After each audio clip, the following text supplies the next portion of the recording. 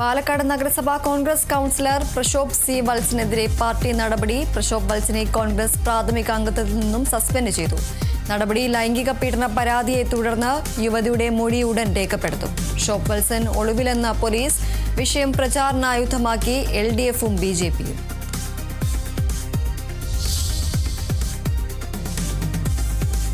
തെരഞ്ഞെടുപ്പ് പ്രചാരണത്തിന് മുഖ്യമന്ത്രി ഇന്ന് പാലക്കാട്. ഒറ്റപ്പാലം ഉൾപ്പെടെ 4 മണ്ഡലങ്ങളിലെ പരിപാടികളിൽ പങ്കെടുക്കും. തിരുവനന്തപുരത്ത് VD സതീശൻ നയിക്കുന്ന നൈറ്റ് റോഡ് ഷോയും ഇന്ന്. പ്രചാരണത്തിനായി പ്രധാനമന്ത്രി നാളെ കേരളത്തിലെത്തും. കേരളം പോളിംഗ് ബൂത്തിലെത്താൻ ഇനി 12 നാൾ.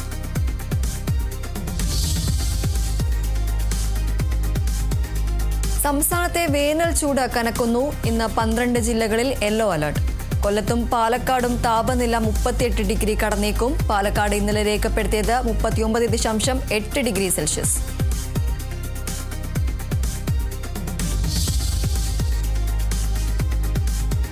നേപ്പാൾ മുൻ പ്രധാനമന്ത്രി KP ശർമ്മ ഒലി അറസ്റ്റിൽ നടപടി. ജൻസി പ്രക്ഷോഭങ്ങൾ കൈകാര്യം ചെയ്തതിൽ വീഴ്ച വരുത്തിയെന്ന കണ്ടെത്തലിനെ തുടർന്ന് മുൻ ആഭ്യന്തരമന്ത്രി രമേശ് ലേഖാക്കും അറസ്റ്റ് പ്രതികാര നടപടിയെന്ന് ഒലി.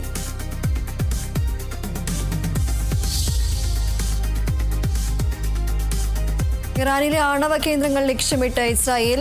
അറാഖ് ആണവ കേന്ദ്രത്തിന് നേരെയും ബുഷഹർ ആണവ കേന്ദ്രത്തിന് നേരെയും ആക്രമണം. ഇറാന്റെ ആണവ പദ്ധതി തടയുന്നതിന്റെ ഭാഗമായാണ് നടപടിയെന്ന് ഇസ്രായേൽ പ്രതിരോധ സേന. തിരിച്ചടിക്കുമെന്ന് ഇറാൻ.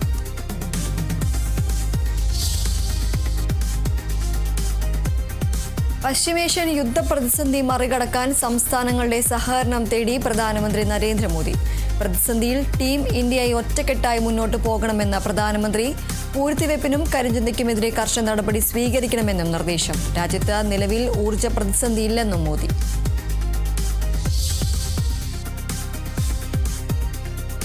IPL 19ാം സീസണ് ഇന്ന് തുടക്കമാകും. ഉദ്ഘാടന മത്സരത്തിൽ നിലവിലെ ചാമ്പ്യന്മാരായ റോയൽ ചലഞ്ചേഴ്സ് ബംഗളൂരു സൺറൈസേഴ്സ് ഹൈദരാബാദിനെ നേരിടും.